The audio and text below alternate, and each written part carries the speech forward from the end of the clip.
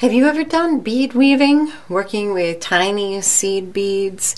If so, you know the importance of using the right beading needle. In today's video, I'm going to go over the different types of needles there are out there that you can use in your bead weaving. Hi there, Sandy here. Welcome to another Friday Findings video at keepsakecrafts.net. So these are just a few of the bead woven bracelets I've made lately. I was actually on kind of a bead weaving kick last winter. I knew it wouldn't last long, but I had fun while it did and made some bracelets that I wear all the time.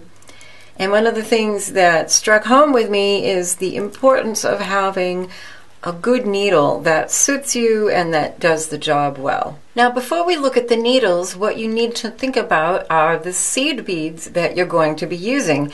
Here I have a sampling of several different sizes, and you can see they vary very widely. Seed beads are measured in terms of a number, and the smaller the number, the larger the bead. So these ones are 6 O's, and these ones you can find often in tubes like this at your craft store. They're definitely the easiest to find, and also pretty easy to work with because they're so big. Then we have 8 O's, which are a nice size. In fact, this bracelet, these are 8 O's right along here. These are 11 O's, and these are some of the smallest you're going to find. These are 15 O's. They're really tiny, and it can be very tricky to string them, not just because it's difficult to find a needle that will not only pick them up, but yeah, that one isn't going anywhere, but go over the eye. Also, you need to remember that with a design like this, you're going to be going through the bead with your thread many passes. So that's important to keep in mind. So you really need a very fine and strong needle, and it's helpful if it's easy to thread. So the first question that often comes up is, why can't I just use regular sewing needles to do my beading? And the answer is, well, sometimes you can, but usually it's not a good idea. And let me show you why. Here are some sewing needles. These are ancient. These were in either my mother-in-law's or my grandmother's sewing kit. Look at that. It's got linen for the backer that's holding it. And these are some pretty nice fine needles. And I've left out some 15 O's for demonstration.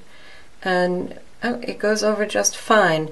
Now, if you want to test a needle like this for working with a particular size seed bead, don't just test one bead, because they tend to be a little bit inconsistent, so you can find that one will work and then the next 9 won't, and really drive yourself crazy. So make sure you test a bunch. And actually, these, look, they're sharps, they're pretty small, they've got a small eye, so they probably would work if you can get your thread through that eye. That's another issue.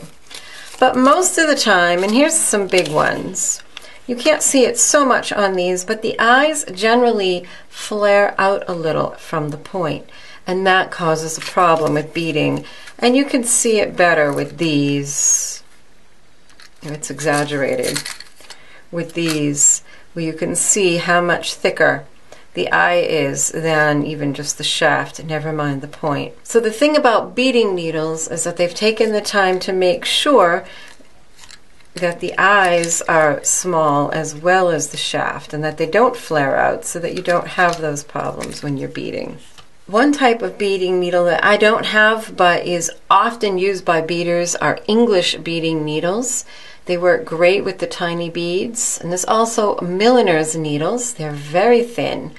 Just use the thinnest size that you feel comfortable handling. What's nice about the English beading needles and the milliner's is that they are stiff and yet a bit flexible. One of the types that I like to use are big eye needles, or we could call them all eye needles. Here's a tube I just purchased, and I'll have links to these at my blog post. And you can see it really is, it's a big eye. The whole needle is one big eye. It's just 2 wires that are fastened together on each end. And of course that makes it super easy to thread. And they're quite flexible, which can be a plus and can be a problem. And depending on what you're doing, in this tube I got 2 different sizes of needles, so it depends on the type of work that you're doing. if you need a particularly long needle or not. I really love this tube. I think I want to store all my needles in here because most of my needles look like this. These are also big eye needles, and you can see they are well loved and used, and most of my needles end up looking like this. They're just all bent all to heck, but they still work great. And it's good to have extras because sometimes you'll pull a little too hard and then you will break this join here. So it's good to have extras so you don't end up without a needle in the middle of a project. Most upsetting. What's nice about these big eye needles is that you can usually find these at craft stores, Joann's and such. Another type of needle, if you need something that's very flexible, are these twisted beading needles. I don't know how well you could see it. You can almost hear it. Can you hear that? This needle actually consists of two pieces of very fine wire that have been twisted together, and then they've left this big end untwisted. Again, mine is just bent into some crazy shape, and this makes threading really easy. Sometimes it's called a collapsible eye needle. Sometimes they look like that one, and sometimes they look more like this one with a loop at the end. But once you've pulled it through a bead, I'll just show you here.